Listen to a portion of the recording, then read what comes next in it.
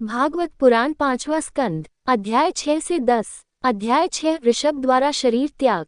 राजा ने कहा, जो पुरुष अपने आत्मा आनंद को अनुभव करते हैं और जिन्होंने योग द्वारा प्रज्वलित ज्ञानाग्नि के द्वारा अपने कर्मों के बीजों जो भविष्य के बंधनों का कारण बनते हैं को जला दिया है, उन्हें जो योग शक्ति अनायास ही प्राप्त हो जाती है, उससे उन्हें दुख नहीं होते। फिर ऋषभ को वे क्यों नापसंद थे? श्री शुक मुनि ने कहा, आपकी टिप्पणी सही है, लेकिन इस दुनिया में कुछ बुद्धिमान लोग ऐसे भी हैं जो किसी पर भरोसा करने को तैयार नहीं हैं।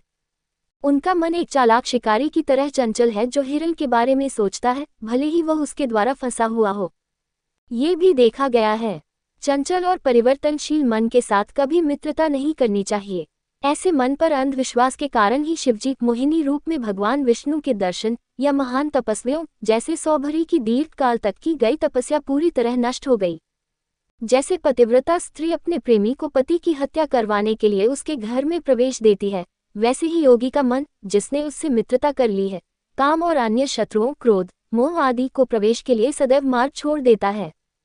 कौन बुद्धिमान व्यक्ति अपने मन को आज्ञाकारी और विश्वास योग्य मानेगा?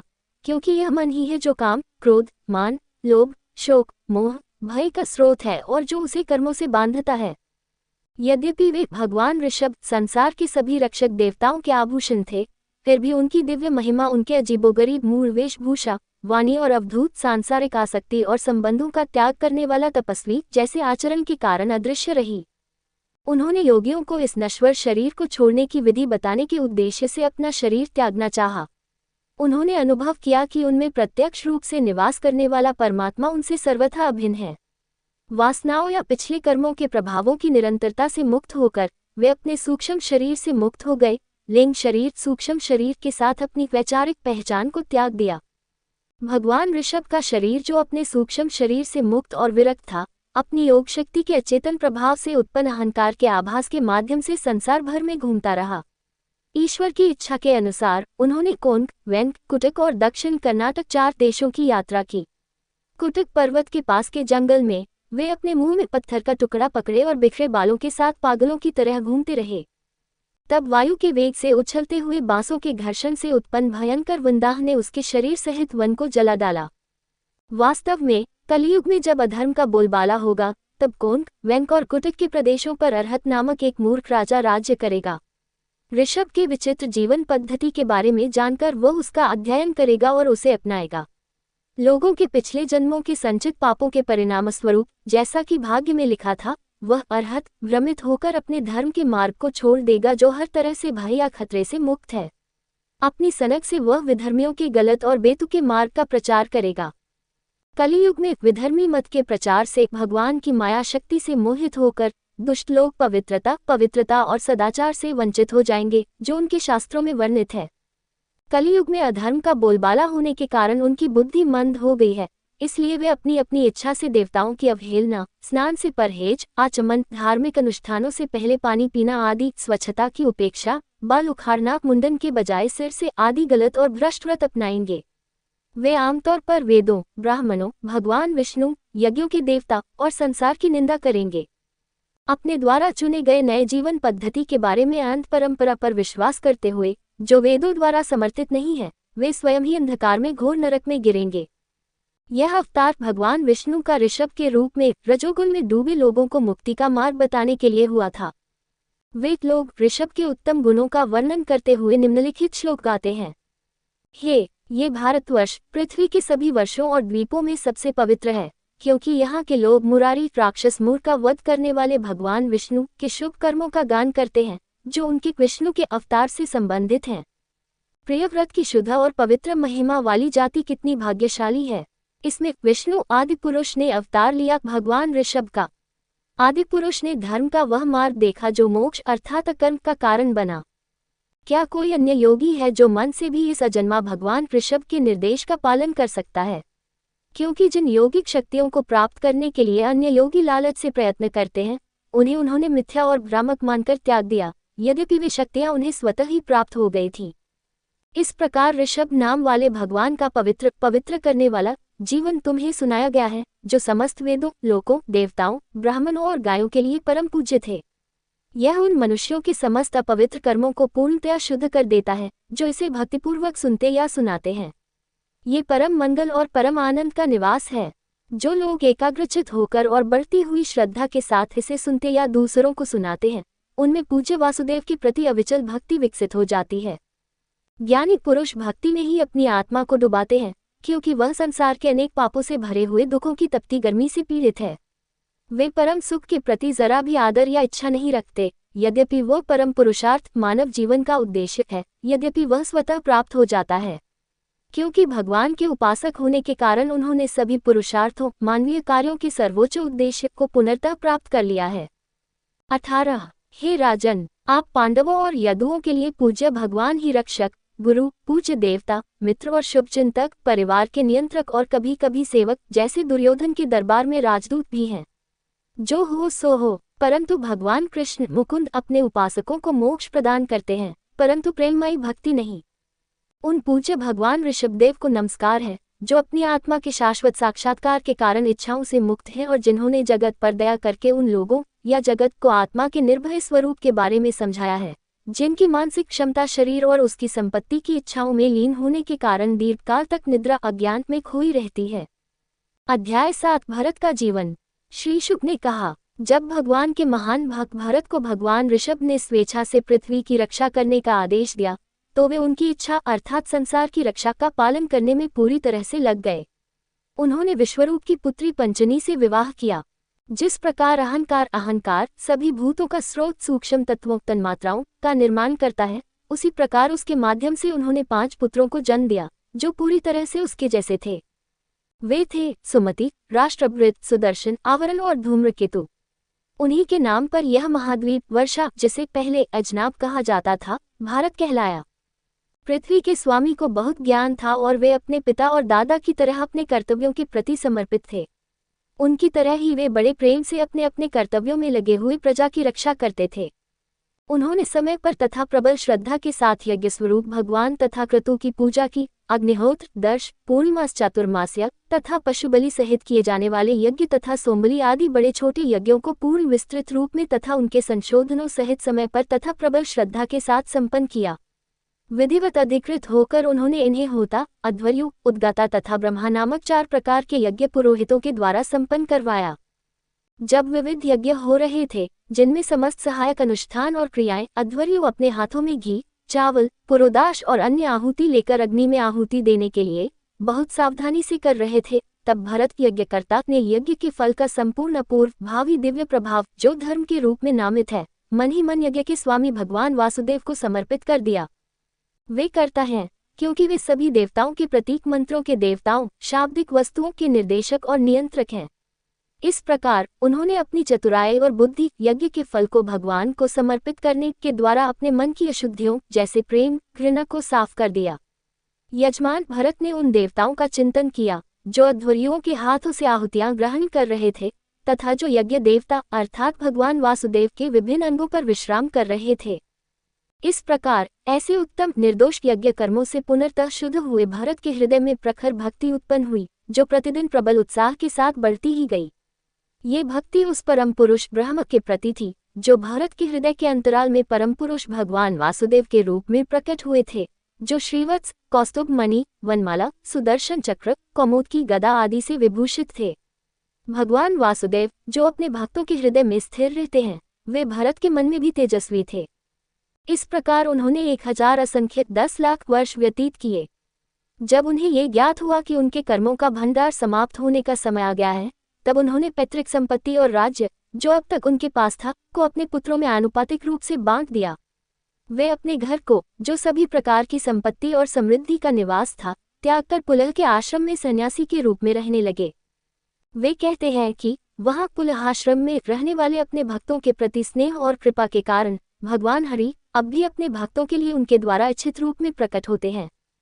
चक्रंदी गंडक नामक वह परम पवित्र नदी उस आश्रम के सभी स्थानों को नाभि के समान गड्ढे वाले चक्राकार कंकड़ों से पवित्र करती है। ये कहा जाता है कि पुलह के आश्रम के समीप एक उपवन में उन्होंने अकेले ही भगवान की पूजा विभिन्न प्रकार के पुष्पों, विभिन्न प्रकार के कोमल पत्तों, विशेषकर तुलसी दल तथा जल से की तथा उन्हें कंद, मूल तथा फल नैवेद्य के रूप में अर्पित किए। उन्होंने इंद्रिय विषयों की इच्छा करना छोड़ दिया तथा मन की पूर्ण शांति प्राप्त कर ली तथा परम आनंद को प्राप्त हुए। इस प्रकार परम पुरुष की अविच्छिन्न भक्ति से उनका हृदय भगवान के प्रति बढ़ते हुए प्रेम के दबाव से पिघल गया और कोई भी प्रयत्न करने में शिथिल हो गया, जैसे कि सम्मोहित हो गया हो। आनंद के मारे उनके सारे शरीर के रोंगटे खड़े हो गए, उनके नेत्र प्रेम और प्रभु प्राप्ति की लालसा के कारण बहने वाले आनंद के आंसुओं से भीग गए। अपने प्रियतम भगवान के लाल ईंच जैसे चरणों के निरंतर चिंतन से भक्ति की बढ़ती हुई तीव्रता के कारण परम आनंद से भरे हुए हृदय में उनकी चेतना और विचार क्रिया डूब गई, और वे जो भगवान की पूजा कर रहे थे उसे भी भूल गए। इस प्रकार उन्होंने भगवान को प्रसन्न करने का पवित्र व्रत लिया था। मृगचर्म ओढ़े हुए तथा प्रातः, मध्याह्न तथा सायंकाल स्नान करने के कारण भीगे हुए, घुंघराले, उलझे हुए बालों के साथ भरत बहुत ही आकर्षक लग रहे थे। उन्होंने सूर्य को संबोधित ऋग्वेदिक स्तोत्रों के माध्यम से उदीयमान सूर्य के मंडल में प्रकट हुए सुवर्णमय स्वयं प्रकाशमान परम पुरुष यशस्वी भगवान की स्तुति इस प्रकार की। सूर्यदेव ब्रह्मांड के निर्माता का प्रकाश जो कर्मों का फल प्रदान करता है, प्रकृति से परे है, अर्थात रजस से परे है, रजस और तम से रहित शुद्ध सात्विक है। उसने अपनी इच्छा शक्ति से ही इस अभूतपूर्व ब्रह्मांड की रचना की है और इसमें अंतर्यामिन आंतरिक नियंत्रक के रूप में प्रवेश करके अपनी बौद्धिक क्षमता से उससे सहायता मांगने वाले जीव की रक्षा करता है। हम उस प्रकाश का सहारा लेते हैं जो हमारी बुद्धि को प्रेरित करता है। अध्याय 8 भरत का मृग के रूप में पुनर्जन्म। एक बार की बात है, भरत ने आवश्यक शारीरिक कर्म जैसे मूत्र त्याग करने के बाद महानदी गंडकी में स्नान किया और अपने सामान्य और विशेष धार्मिक कर्तव्यों को पूरा किया। फिर वे नदी के किनारे बैठकर 3 मुहूर्त की अवधि के लिए पवित्र अक्षर ओम का जाप करते रहे। हे राजन, उस समय एक हिरणी अकेली अपनी प्यास बुझाने के लिए नदी के पास आई। ठीक उसी समय जब वह उत्सुकता से पानी पी रही थी, उस स्थान से कुछ ही दूरी पर एक दहाड़ते हुए सिंह की भयंकर चीख सुनाई दी, जिससे सारी दुनिया भयभीत हो गई। मादा हिरणी स्वभाव से डरपोक थी। ये सुनकर भयभीत आंखों से, शेर के डर से उसके दिल में घबराहट पैदा हो गई। उसकी आंखें तैर रही थी और प्यास नहीं बुझ रही थी। वह डर के मारे अचानक नदी पार कर गई। जब हिरणी ने छलांग लगाई तो उसके गर्भ में जो भ्रूण था वह भयंकर भय से बाहर निकल गया और उसके जनेंद्रिय से निकलकर नदी में गिर गया। काले मृग की वह समर्पित मादा साथी गर्भपात, असामान्य रूप से लंबी छलांग और सिंह के भय के कारण थकावट से ग्रस्त हो गई। वह अपने झुंड से भटक गई, एक गुफा में जा गिरी और मर गई। राजर्षि भरत ने देखा कि मृग का असहाय बच्चा नदी के बहाव में बह रहा है। दयावश उन्होंने उसे उठा लिया, क्योंकि उसके परिजन उसे छोड़कर चले गए थे, और उसे अपने आश्रम ले गए, क्योंकि वह मातृहीन था। कहते हैं कि उसे उस बच्चे में बहुत आसक्ति हो गई। वह उसे अपना ही समझता था। दिन प्रतिदिन वह उसे खिलाने, भेड़ियों से बचाने, दुलारने तथा खुश करने, खुजलाने आदि में ही लीन रहने लगा। कुछ दिनों में जब उसे उसमें इतनी आसक्ति हो गई तो उसके दैनिक धर्म कर्म, यम, अहिंसा आदि नैतिक आचरण, भगवान की पूजा आदि एक एक करके छूटने लगे और शीघ्र ही उसने उन सभी को त्याग दिया। भरत ने मन ही मन कहा, हाय, कैसी दुख की बात है। ये बेचारा अभागा युवा मृग कालचक्र के वेग से अपने सगे संबंधियों और मित्रों से बिछुड़ गया है और मेरी शरण में आया है। यह मुझे ही अपना पिता, माता, भाई और संबंधी तथा अपने झुंड का साथी मानता है। इसके अलावा ये किसी और को नहीं जानता। इसने मुझ पर पूरा भरोसा किया है। मैं जानता हूँ कि मेरी रक्षा चाहने वाले को निराश करने में कितना बड़ा पाप है। इसलिए यह मेरा काम है कि मैं किसी से ईर्ष्या न करते हुए इस युवा मृग के आहार, सुरक्षा, संतुष्टि और दुलार का ध्यान रखूं, जो पूरी तरह मुझ पर निर्भर है। क्योंकि जो संयमी और शांतचित्त महापुरुष दीन दुखियों के हितैषी हैं, वे निश्चय ही ऐसे दयालु कार्यों के लिए अपने बड़े बड़े स्वार्थों की भी उपेक्षा कर देते हैं। इस प्रकार वह मृग शिशु के प्रति आसक्ति अनुभव करने लगा। बैठते, सोते, घूमते, उठते, खाते तथा अन्य कार्य करते समय उसका हृदय मृग शिशु के प्रति स्नेह से बंधा रहता था। जब वह कुश, पुष्प, हवन सामग्री, पत्ते, फल, मूल और जल लाने के लिए उत्सुक हुआ तो वह हिरण के बच्चे को लेकर वन में चला गया, क्योंकि उसे भेड़ियों और कुत्तों से बच्चे के जीवन को खतरा होने की आशंका थी। जब वह भोला स्वभाव होने के कारण रास्ते में जगह जगह अटक गया, तब उस पर दया करके उसने अत्यंत स्नेह से भरकर उसे कंधे पर उठा लिया। इस प्रकार उसे गोद में रखकर, छाती से लगाकर तथा दुलारकर उसने परम आनंद प्राप्त किया। अपने धार्मिक कर्तव्यों का पालन करते समय भी वे बीच बीच में उठकर उस पर दृष्टि डालते थे और उनके हृदय को शांति देते हुए भारतवर्ष के भगवान ने इन शब्दों में अपना आशीर्वाद व्यक्त किया था, हे मेरे बालक, तुम सब ओर से सुरक्षित रहो। अन्य अवसरों पर जब वह मृग शिशु को नहीं देखता था, वह उस कंजूस की तरह उसके लिए अत्यधिक चिंतित हो जाता था, जिसने अपना धन खो दिया हो। अत्यधिक चिंता और कोमलता तथा करुणा से भरा हुआ उसका हृदय मृग शिशु से वियोग की पीड़ा से पीड़ित हो जाता था। कहा जाता है कि वह युवा मृग के लिए अत्यधिक मोह और विलाप से अभिभूत होकर इस प्रकार विलाप करता था, अर्थात स्वयं को अभिव्यक्त करता था।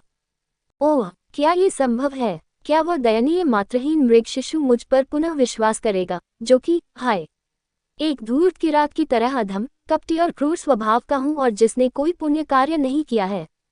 क्या वह एक साधु पुरुष की तरह अपनी अंतर्निहित अच्छाई और हृदय की पवित्रता से मेरे दोषों को भूलकर और क्षमा करके मेरे पास लौटेगा?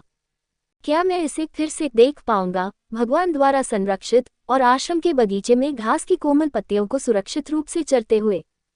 मेरी प्रबल इच्छा है कि कोई भेड़िया, कुत्ता या कोई अन्य झुंड में रहने वाला पशु जैसे सुअर या अकेला घुमक्कड़ पशु जैसे बाघ इसे न खाए। जो तेजस्वी भगवान सूर्य संपूर्ण जगत के कल्याण के लिए उदित होते हैं तथा जो वेदों, ऋग, यजु और सामन की आत्मा है, वे अब निश्चित ही अस्त हो रहे हैं। किंतु अभी तक वह मृग शिशु जिसे उस मृग ने मुझे सौंपा था नहीं आया है। क्या वह राजसी युवा मृग वापस आकर मुझ जैसे, जिसने कोई पुण्य कर्म नहीं किया है, प्रसन्न करे और अपने अनेक सुंदर, मनभावन, क्रीड़ा में मृग तुल्य क्रियाकलापों से अपने प्रियजनों की चिंता और शोक को दूर करे? जब मैं मजाक में स्नेह से उपजे क्रोध के कारण दिखावटी ध्यान में अपनी आंखें बंद कर लेता हूँ, तो वह भय से झिझकते हुए मेरे पास आता है और अपने सींगों की नोकों से, जो पानी की बूंदों की तरह नर्म होती हैं, मुझ पर प्रहार करता है। जब मैं इसे कुछ जिस पर हवन सामग्री रखी जाती है को दूषित करने के लिए डांटता हूँ, तो यह अत्यंत भयभीत होकर तुरंत ही अपनी क्रीड़ा छोड़ देता है और अपनी इंद्रियों को वश में करके बालक ऋषि की भांति स्थिर होकर अपने अंगों को हिलाए बिना खड़ा रहता है। ओह, इस भाग्यशाली पृथ्वी ने कितनी अद्भुत तपस्या की होगी। उपर्युक्त वचन कहकर वे बाहर गए और मृग के खुरों के चिन्ह ढूंढकर बोले, कृष्ण मृग के कोमल शिशु के छोटे छोटे मनोहर परम मंगल में खुरों के चिन्हों की पंक्तियों के द्वारा ये पृथ्वी मुझ अभागे को, जो अपने धन युवा मृग से वंचित होने के कारण दुखी हूँ, उस धन संपत्ति अर्थात खोए हुए मृग का मार्ग बताती है और उन पद चिन्हों से सुशोभित होकर वह स्वर्ग और मोक्ष की अभिलाषा रखने वाले द्विजों के लिए यज्ञस्थली बन जाती है। उदित हुए चंद्रमा को देखकर उसने कल्पना की कि चंद्रमा के चक्र पर जो मृग जैसा धब्बा है वह मेरा हिरण का बच्चा है। हो सकता है कि दया करके दीन दुखियों पर दया करने वाले तेजों में नक्षत्रों के स्वामी इस हिरण के बच्चे को, जिसकी मां मर गई है और जो अपने आश्रम से भटक गया है, सिंह के भय से बचाते हों। अथवा यह हो सकता है कि चंद्रमा अपनी शीतल, सुखदायक तथा स्नेह के कारण प्रचुर मात्रा में बहने वाली किरणों के द्वारा मुझको शांत कर रहा हो, जिसका भूमि कमल सा हृदय अपने शिशु मृग रूपी शिशु के वियोग की ज्वर पीड़ा की वन दहन की ज्वाला से झुलस रहा है तथा जो मृग शिशु की खोज में मृग शिशु के पीछे पीछे जा रहा है। इस प्रकार भरत का हृदय ऐसी कामनाओं से भर गया जो पूर्ण न हो सकी। अपने प्रारब्ध अर्थात पूर्वजन्म के कर्मों का फल के प्रभाव से जो उस मृग के रूप में प्रकट हुआ था, योगी और ऋषि भरत ने योगाभ्यास और भगवान को प्रसन्न करने के अपने कर्मों से विमुख हो गए। अन्यथा कैसे भरत को, जो अपने पुत्रों को, जिनसे वियोग बहुत कठिन है, मोक्ष प्राप्ति में बाधक समझकर उनसे विमुख हो गए थे, एक अन्य जाति के पशु मृग के बच्चे के प्रति इतनी तीव्र आसक्ति होती? इस प्रकार राजर्षि भरत द्वारा आरंभ की गई योग साधना में बाधा पड़ गई। वे मृग के बच्चे को खिलाने, उसकी रक्षा करने, उसे प्रसन्न करने और दुलारने में आत्मा के वास्तविक स्वरूप को भूल गए। इसी बीच जैसे सर्प चूहे के बिल की ओर झपकता है, उसी प्रकार मृत्यु का समय आ गया। उस समय भी उन्होंने व्याकुल होकर उस मृग पर दृष्टि डाली जो उनके पास पुत्र के समान विलाप कर रहा था। उस मृग शिशु पर मन लगाकर वे इस संसार से चले गए। मृत शरीर के साथ ही उन्हें अपने पूर्व जन्म की स्मृति नहीं खोई, अपितु अन्य मृत्यु के समय ऐसे मोह से ग्रस्त सामान्य जीवों की भांति उन्हें मृग का शरीर जन्म मिला। उस मृगजन्म में भी भगवान को प्रसन्न करने के कारण उसे मृगजन्म का कारण स्मरण हो आया और वह पश्चाताप से अत्यंत पीड़ित होकर कहने लगा, हाय कितना दुख हुआ, मैं परमात्मा के ज्ञानियों के मार्ग से भटक गया। बड़े धैर्य के साथ मैंने सब प्रकार की आसक्ति से अपने को अलग कर लिया और एकांत पवित्र वन में चला गया। मैं संयमी था, मैंने अपने मन को पूरी तरह से उन पूज्य भगवान वासुदेव में समर्पित और एकाग्र किया, जो सबके अंतर्यामी नियंता हैं। मैंने अपना पूरा समय लगाया, प्रत्येक क्षण को मैंने पूरी शक्ति के साथ भगवान की श्रेष्ठताओं को सुनने, उन पर विचार करने, उनके गुणों का गुणगान करने, उनकी पूजा करने, उनका निरंतर स्मरण करने में लगाया। मेरा वह ज्ञानी मन एक क्षण में ही दूर से आए एक मृग के बच्चे की ओर आकर्षित हो गया। इस प्रकार अत्यंत पश्चाताप से भरकर उन्होंने अपनी माता मृग को त्याग दिया और कालजप पर्वत अपने जन्मस्थान से वे पुनः शालग्राम में पुलस्त्य पुलह के आश्रम में लौट आए, जो भगवान को समर्पित एक पवित्र स्थान है तथा जो संयम तथा मन की शांति प्राप्त कर चुके ऋषियों का प्रिय स्थान है। वहां भी वह अपने जीवन की समाप्ति अर्थात मृत्यु की प्रतीक्षा करता रहा। वह आसक्ति से इतना घृणा करता था कि वह अकेला ही रहता था।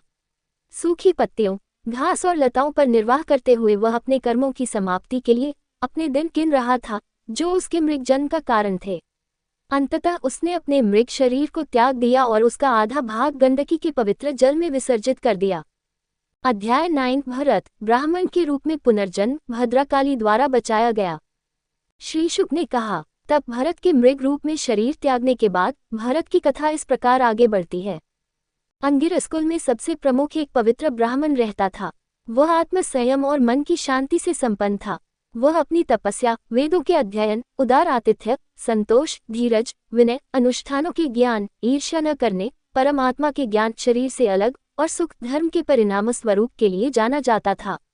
अपनी बड़ी पत्नी से उसे 9 बेटे हुए, जो सभी विद्वत्ता, चरित्र की कुलीनता, धार्मिक आचरण, सुंदरता और उदारता में उसके समान थे। उसकी छोटी पत्नी से एक जुड़वा बच्चे पैदा हुए, एक बेटा और एक बेटी।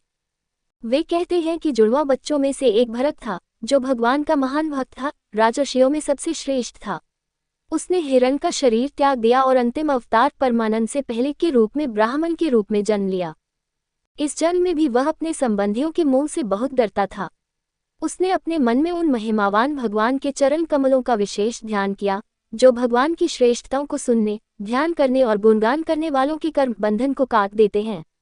उसे भगवान की कृपा से अपने पिछले जन्मों की श्रृंखला याद आ गई और अपने पतन की आशंका से, जैसा कि उसके पिछले जन्म में था, उसने अपने आप को पागल, मूर्ख, अंधा और बहरा व्यक्ति के रूप में संसार के सामने प्रस्तुत किया। पुत्र प्रेम से अपने हृदय में अत्यंत आसक्त होकर ब्राह्मण ने शास्त्रों में वर्णित समावर्तन संस्कार तक के सभी पवित्र अनुष्ठान संस्कार संपन्न किए। अपने पुत्र को, जिसका उपनयन संस्कार वेदों के अध्ययन की शुरुआत के लिए पवित्र धागा पहनाना संपन्न हुआ था, उसने आचरण के सभी नियम भली भांति सिखाए, जैसे आचमन, भोजन से पहले और बाद में जल पीना तथा संध्या आदि करते समय तथा अन्य पवित्र कर्म करने के नियम। यद्यपि उसके पुत्र को वे पसंद नहीं थे, क्योंकि शास्त्रीय आदेशों के अनुसार पुत्र को धार्मिक कर्तव्यों के पालन में अपने पिता से शिक्षा लेनी चाहिए, और वह भरत भी अपने पिता की उपस्थिति में गलत तरीके से व्यवहार करता था, अपने पिता की आज्ञाओं के विपरीत।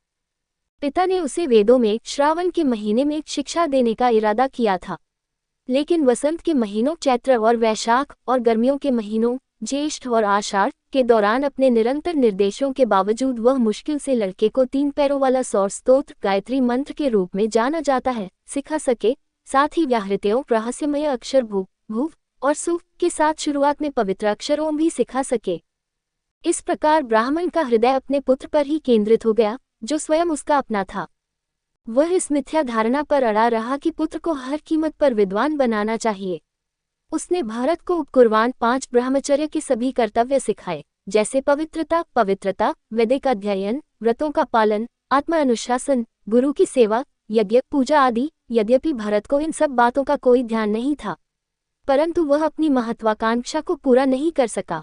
इस बीच गृहस्थ जीवन के प्रति आसक्ति के कारण लापरवाह रहने वाला ब्राह्मण अपने आध्यात्मिक हित के प्रति सदैव सजग रहने वाली मृत्यु द्वारा ले लिया गया। ब्राह्मण की छोटी धर्मपरायण पत्नी ने अपने गर्भ से उत्पन्न हुए जुड़वा बच्चों को अपनी सहधर्मिणी के अधीन करके उसके बाद उसकी चिता पर स्वयं को जलाकर प्राण त्याग दिए और अपने प्रभु के लोक को प्राप्त हुई। जब पिता की मृत्यु हो गई तो भरत के भाई, जो उनकी अलौकिक शक्ति और महानता से अनभिज्ञ थे और जो उच्चतर ज्ञान अर्थात आत्मा या ब्रह्म से पूरी तरह से अनभिज्ञ थे, उन्होंने तीनों वेदों अर्थात उसमें वर्णित कर्मकांड के ज्ञान को ही सर्वोच्च ज्ञान मान लिया, उन्हें मंदबुद्धि समझा और अपने भाई को शिक्षा देने के अपने कर्तव्य से विमुख हो गए। जब अज्ञानी द्विपाद पशु जैसे मनुष्य उसे पागल, मूर्ख या बहरा कहकर संबोधित करते थे, तब वह उन्हें उनके द्वारा दिए गए विशेषणों के अर्थ के अनुसार उचित उत्तर देता था। जब उससे किसी दूसरे व्यक्ति की इच्छानुसार काम कराया जाता था, तब वह काम करता था। उसे जो भी भोजन मिलता था, चाहे वह मजदूरी के रूप में हो या बेगार के रूप में, मजदूरी के बिना, भिक्षा के रूप में या बिना मांगे, चाहे थोड़ा हो या अधिक, स्वादिष्ट हो या अन्यथा, वह उसे खा लेता था, परंतु अपनी इंद्रियों की तृप्ति के लिए वह कभी नहीं खाता था, क्योंकि उसे अपनी आत्मा का ज्ञान हो गया था, जो किसी कारण की उपज नहीं अपितु स्वयंभू है, परम शुद्धानंद की प्रकृति की है, और उसने कभी भी विपरीत युग्म जैसे गर्मी, सर्दी, सम्मान, अनादर के कारण होने वाले सुख या दुख में अपने शरीर के साथ अपनी पहचान नहीं बनाई। वह हृष्ट पुष्ट और बलवान था, फिर भी वह शीत सर्दी और गर्मी में, तूफानी हवाओं और वर्षा ऋतु में बैल की तरह नंगे बदन घूमता था। वह सोने के लिए नंगे जमीन पर लेटता था। उसने अपने शरीर पर मालिश तेल से नहीं की थी, न ही उसने कभी स्नान किया था। शरीर पर जमा हुए मैल के लेप के नीचे उसका आध्यात्मिक तेज अदृश्य रहता था, जैसे बड़े रत्न की चमक धूल के लेप से छिप जाती है। उसकी कमर मैले कपड़े से ढांकी रहती थी। उसके सबसे गंदे जनेऊ के कारण उसकी वास्तविक महानता से अनभिज्ञ लोगों द्वारा उसे नामात्र का ब्राह्मण, अयोग्य ब्राह्मण, केवल जाति का ब्राह्मण कहकर तिरस्कार पूर्वक उपहास किया जाता था। लेकिन जब वह दूसरों से काम के बदले में मजदूरी के रूप में भोजन अपनी आजीविका के लिए चाहता था, तो उसे उसके भाई भी खेती के काम में लगा देते थे। वह खेती करता था, लेकिन उसे यह नहीं पता होता था कि जमीन समतल है या ऊबड़ खाबड़, या वह कम काम करता था या ज्यादा मजदूरी के अनुपात में। वह टूटा हुआ चावल, खली, भूसी, कीड़े खाए हुए अनाज, जिसे कुलमाशा कहा जाता है, उबलते बर्तन के तल पर चिपके हुए जले हुए चावल, जो काम के पारिश्रमिक के रूप में दिए जाते थे, को अमृत की तरह निगल जाता था। एक बार एक शूद्र जाति का डाकू सरदार संतान प्राप्ति की इच्छा से देवी भद्रकाली को बलि के रूप में एक पुरुष की बलि देने वाला था। पशु अर्थात बलि के लिए लाया गया व्यक्ति दैवीय कृपा से बच गया। सरदार के सेवक जो रात के अंधेरे में भाग्य से बच गए, शिकार के पीछे पीछे सभी दिशाओं में भागे, घने अंधेरे के कारण आधी रात को भी पशु को पकड़ नहीं पाए। संयोग से हालांकि उन्होंने अंगिरस परिवार के प्रसिद्ध वंशज को वीरासना मुद्रा में हिरणों, स्वरों और अन्य जानवरों से खेतों की रखवाली करते हुए देखा। ये देखकर कि उसके सभी अंग दोषरहित हैं और उन्हें पूरा विश्वास हो गया कि इससे उनके स्वामी का उद्देश्य पूरा हो जाएगा, उन्होंने उसे रस्सी से बांध दिया और उसे देवी चंडिका भद्रकाली के मंदिर में ले गए। उनके चेहरे खुशी से खिल उठे। पन्नियों लुटेरों ने उसे अपने रीति से नहलाया, उसे नए कपड़े से ढाक दिया, उसे आभूषणों, रंगों, मालाओं, माथे पर चंदन आदि से सजाया, उसे भरपेट भोजन कराया। अपने साथ जलती हुई धूप बत्ती, दीप मशाल, फूलों की माला, तले हुए अनाज, कोमल अंकुर और फल आदि लेकर अपने पारंपरिक मानव बलि अनुष्ठान के अनुसार तेज संगीत, स्तुतिगान, ढोल और पनव नामक वाद्य बजाते हुए उन्होंने मानव बलि पशु को देवी भद्रकाली के सामने बैठा दिया। वृषालों शूद्रों के डाकू सरदार ने पशु के रूप में बलि दिए गए मनुष्य के रक्त रूपी मदिरा से देवी भद्रकाली की पूजा करने की इच्छा से विशिष्ट मंत्र भद्रकाली से अभिमंत्रित एक बहुत ही भयानक तलवार ली। वृषलों शूद्रों का स्वभाव राजस और तामस गुणों से युक्त था। धन के मद से उनका मन घमंडी हो गया था। वे भगवान की किरणों अर्थात वेदों को धारण करने वाले और उनकी रक्षा करने वाले कुल के ब्राह्मणों का घोर अनादर करते हुए जानबूझकर गलत पापपूर्ण मार्ग पर भटक गए और मनोरंजन के लिए हिंसा करने लगे। देवी भद्रकाली ने एक ऐसे ब्राह्मण ऋषि के पुत्र का दाह संस्कार करने का अत्यंत भयंकर कृत्य देखा, जो ब्रह्म से एक हो गया था, जो शत्रुता से परे था तथा समस्त प्राणियों का मित्र था, जिसका वध ऐसे आसन संकट में भी उचित नहीं था जिसमें हिंसा की अनुमति थी। अत्यंत असहनीय ब्राह्मण तेज से झुलसते हुए शरीर के साथ देवी अचानक मूर्ति से प्रकट हुई। क्रोध और क्षोभ से भरी उसकी भयानक मुख मुद्रा, शाखा जैसी धनुषाकार भौहें, भयंकर टेढ़े जबड़े और रक्तलाल नेत्रों की गति से ऐसा प्रतीत हो रहा था कि वह इस संसार को नष्ट करने पर तुली हुई है। भयंकर क्रोध में वह जोर से हंसने लगी। आगे बढ़कर उसने उसी तलवार से जिससे राजा भरत का वध करने वाले थे, उन दुष्ट पापियों के सिर काट डाले और अपने सेवकों के साथ मिलकर उनके द्वारा की गई धमकियों से बहते हुए रक्त की गर्म मदिरा को जी भरकर पी लिया। उस रक्त मदिरा को अधिक पीकर वह अपने सेवकों के साथ ऊंचे स्वर में गाने लगी और गेंद के समान कटे हुए सिरों के साथ नाचने और खेलने लगी। इस प्रकार वास्तव में महान आत्माओं को मारने के लिए किया गया एक दुष्ट आक्रामक काला जादू भूत भगाने वाले पर पूरी तरह से पलटवार करता है। हे विष्णुदत्त, जो भगवान के परम भक्त हैं और संसार से सर्वथा मुक्त हैं, उनके लिए यह कोई बड़ा आश्चर्य नहीं है कि वे सिर कटने की विपत्ति आने पर भी अविचल रहते हैं, क्योंकि उन्होंने अपने हृदय की भयंकर गांठ को अपने शरीर के साथ अपनी आत्मा की पहचान सुलझा लिया है। वे अपने हृदय में समस्त प्राणियों के हितैषी हैं और सब प्रकार के वैर विरोध से परे हैं। वे भगवान के चरणों की शरण में आ गए हैं और वे सब ओर से स्वयं पूज्य भगवान द्वारा, कालचक्र नामक सदा जागते रहने वाले अस्त्र द्वारा तथा अनेक रूपों जैसे यहाँ भद्रकाली के द्वारा सुरक्षित हैं। अध्याय 10 भरत का जीवन, राजा रहुगण द्वारा शिष्यत्व स्वीकार करना। श्री शुक ने कहा, ये घटना उस समय घटी जब सिंधु सौवीर के राजा राहुगण दर्शन शास्त्र की शिक्षा के लिए कपिल ऋषि के पास जा रहे थे। कोष्टक। एक दिन जब सिंधु सौवीर के राजा राहुगण कपिला की ओर जा रहे थे, पालकी उठाने वालों के नायक को पालकी उठाने वाले की तलाश थी, तो उन्हें भाग्यवश श्रेष्ठ ब्राह्मण भरत मिल गया। उसने सोचा, ये हट्टा कट्टा मजबूत काठी वाला युवक बैल या गधे जैसा कोई भी बोझ ढोने के लिए उपयुक्त है। भरत को अन्य लोगों के साथ जबरन ले जाया गया, जो पहले से ही बिना पारिश्रमिक के बेगा लेने के लिए नियुक्त थे। भले ही वह भरत इसके लायक नहीं था, उस महान व्यक्ति ने पालकी उठाई। महान ब्राह्मण जो दूसरों को चोट से बचाने के लिए तीर की लंबाई तक आगे की ओर ध्यानपूर्वक देखते हुए चल रहे थे, उनकी चाल अन्य लोगों पालकी उठाने वाले की चाल से मेल नहीं खा रही थी। पालकी की अनियमित चाल से राहुगण को झटका महसूस हुआ। उन्होंने पालकी उठाने वालों से कहा, वाहन पालकी उठाने वाले ठीक से चलो। वाहन पालकी को इतना अनियमित क्यों उठाया जा रहा है? स्वामी के ताना मारने वाले वचन सुनकर वे मन ही मन चौथे उपाय अर्थात शारीरिक दंड के डर से नम्रतापूर्वक स्वामी के सामने झुक गए। हे मनुष्यों के स्वामी, हम लापरवाह नहीं हैं। हम आपकी आज्ञा का पुनर्तः पालन करते हुए पालकी ठीक से उठा रहे हैं। यद्यपि अभी अभी हमारी नौकरी लगी है, फिर भी यह नया आदमी तेजी से नहीं चलता, इसलिए हम इसके साथ पालकी नहीं उठा पा रहे हैं। राजा साहुगन को यह एहसास हुआ कि एक व्यक्ति का भी संक्रामक दोष रोग उसके संपर्क में आने वाले सभी लोगों का दोष बन जाता है। यद्यपि उन्होंने वृद्ध बुद्धिमान व्यक्ति की सेवा की थी, फिर भी उनका मूल क्षत्रिय स्वभाव उन पर हावी हो गया था। उनकी बुद्धि रजोगुण से ढकी हुई थी। थोड़ा क्रोधित होकर उन्होंने भरत से व्यंग्यपूर्वक कहा, जिनका ब्राह्मण धर्मग्नि राख से ढका हुआ की तरह प्रकट था।